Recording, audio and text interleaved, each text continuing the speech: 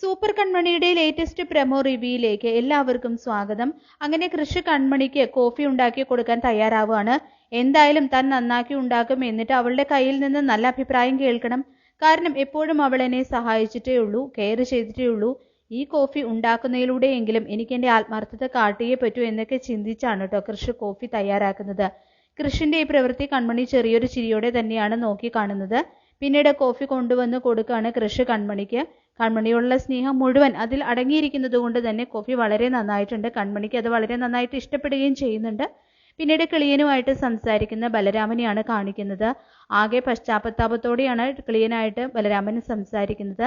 സാഗറിനെയും സുജാതയെയും അച്ഛനെയും അമ്മയും പോലെയാണ് കാണുന്നതെങ്കിൽ അവനെൻ്റെ അനിയനല്ലേ എന്നൊക്കെ ബലരാമൻ ക്ലീറ്റസിനോട് കൃഷ്ണനെ പറ്റി വളരെ വികാരഭരിതനായിട്ട് പറയുന്നുണ്ട്.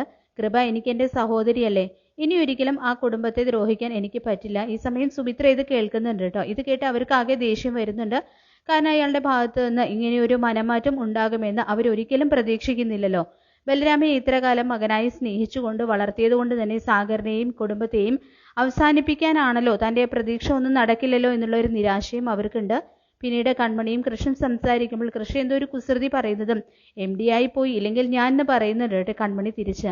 ഇത് കേട്ട് ചിരിയോടെ ഇരിക്കുന്നുണ്ട്. കൃഷ്ണ വീണ്ടും സംസാരത്തിനിടയ്ക്ക് എനിക്കൊരു കാര്യം സാറിനെ കുറിച്ച് പറയാനുണ്ടെന്ന് സീരിയസ് ആയിട്ട് പറഞ്ഞുകൊണ്ട് കൃഷ്ണന്റെ സ്ഥാനത്തേക്ക് നോക്കുമ്പോൾ അവനിരുന്ന് ഉറങ്ങുന്നതാണ് കാണുന്നത് കേട്ടോ കൺമണി. ഇത് കണ്ട് അയ്യോ ഇനി എന്ത് ചെയ്യും, പറയാനുള്ള കാര്യം പറഞ്ഞില്ലല്ലോ എന്നും വിചാരിച്ചു പോവാണ് കൺമണി. അത് ശരി, ഞാനിപ്പോൾ ഇത് ആരോടാ പറഞ്ഞതെന്നൊക്കെ അവൾ പറയുന്നുണ്ട് കേട്ടോ. അങ്ങനെ പിറ്റേ ദിവസം കൺമണിയെ കൃഷി വീട്ടിൽ കൊണ്ടാക്കുകയാണ്. ധനലക്ഷ്മി വന്ന് കുറെ ഓരോന്നൊക്കെ പറഞ്ഞ് അടിക്കുകയാണ് കേട്ടോ കൺമണിയെ.